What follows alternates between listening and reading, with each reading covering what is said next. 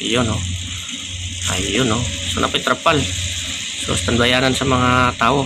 So ang ilang pupa wag atop-atop mga kanupi. So igo kasi init ta juga. So mangito mo kakaron. So na dili nakapinoy kundi negro naka. Oh, yung puli, yung lusot si kuan yung biglang sulpot. Paayos yung sulpot si Virgin Piña Francia. Bah.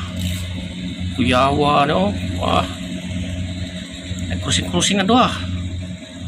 Grabe tugo lang iko lakas loob ginisi ko Virgin Piña Francia. Ayos ng mga barkuha, mga matibay tuyok din siya kusog lagi siya dagan. Ning lusot lang kalit og kuan ayos exhibition sa mga kapitan ba mga veterans mo ba so muni si kuara po dre na punta mo focus kay Star Horse Shipping Lines si sulpot si kalit so dito mo focus kay Virgin Piña Francia so kusog dagan librada ni librada sa mga veterano na mga kapitan hadlok daghan na mga passenger mga sanay na ba so muning ilang mga trabaho bitaw balik-balik na lang bitaw so, sanay na kay nila pamilyar na nila swito na sila asa dapit muliko o sa tumbukon yan sa so mao ni mga veterans mao ni siya approach sa siya inahinan sa kuan kusuga mo ni brada mayroon siya si Piña Francia 6 Star Horse Lines so kusuga mo dagan tuyok leon ayos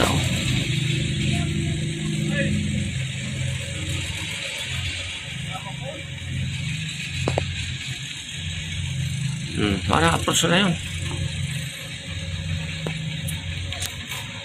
dagko ay makina gamay siya nga dagko makina sulit kayo sugang ma-approach kusog kidagan dali ra mamatras nag-ahit pa yun banti pa yun dali araw kadunggo mga veterans move bitsing grabe makapadunggo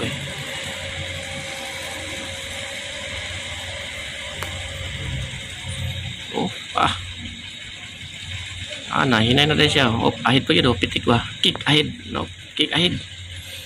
so para pangkuan pangabanti so mga veterano bitsing na naman tatawad seconds lang bitsing na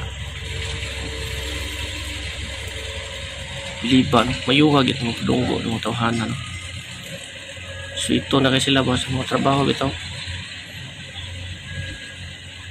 so ito na kayo liban ako ng mga kapitana ano siya sa Pasakaw Port sa rampahan saan atras man din siya so nihinay na siya mayo so maintain na siya sa safe speed nahinay lang narampa na tit